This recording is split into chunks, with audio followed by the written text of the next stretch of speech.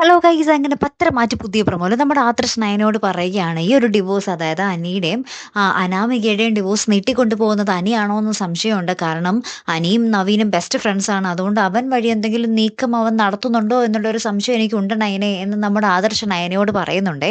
അപ്പുറത്താണെങ്കിൽ നമ്മുടെ നവീൻ അവരെ കണ്ടിട്ട് അനാമികൻ അച്ഛനെ കണ്ടിട്ട് പറയുന്നുണ്ട്, ആ വിവാഹ നിശ്ചയം നടന്നിരുന്നെങ്കിൽ നിങ്ങൾക്ക് അതിന്റെ പേരും പറഞ്ഞ് മൂർത്തി എന്താ പറയാ അനന്തമൂർത്തിയുടെ അടുത്ത് ബാർഗെയിൻ ചെയ്യാറുന്നല്ലോ. നിങ്ങളെന്തോ മണ്ടത്തരാണ് കാണിച്ചത്. അടുത്ത കുടുംബ കോടതി കൂടുമ്പോഴത്തേക്കും നിങ്ങൾക്ക് ഇത് മുന്നിൽ കാട്ടി പൈസ പേശാർന്നല്ലോ എന്നൊക്കെ പറയുക കേട്ടോ നമ്മുടെ നവീൻ. അപ്പൊ ഈ നമ്മുടെ അനാമികയ്ക്ക് അച്ഛനും അബദ്ധം പറ്റിയ പോലെ ഇങ്ങനെ വായും പൊളിച്ച് നിൽക്കുന്നൊക്കെ ഉണ്ടേ. അപ്പുറത്താണെങ്കിലും നമ്മുടെ അവന്തികയും നാഗേന്ദ്രനും തമ്മിലുള്ള ചർച്ച കേട്ടോ. അപ്പൊ നാഗേന്ദ്രൻ പറയുന്നുണ്ട്, നിങ്ങളുടെ കല്യാണം കഴിഞ്ഞിട്ടേ നമ്മൾ തമ്മിൽ എന്താ പറയുക അടുപ്പമുണ്ടെന്നുള്ള ഒരു മഹാരഹസ്യം എല്ലാവരും അറിയാൻ പാടുള്ളൂ. അത്രയോ നാൾ മോള് ശ്രദ്ധിക്കണം എന്നൊക്കെ പറയുക കേട്ടോ.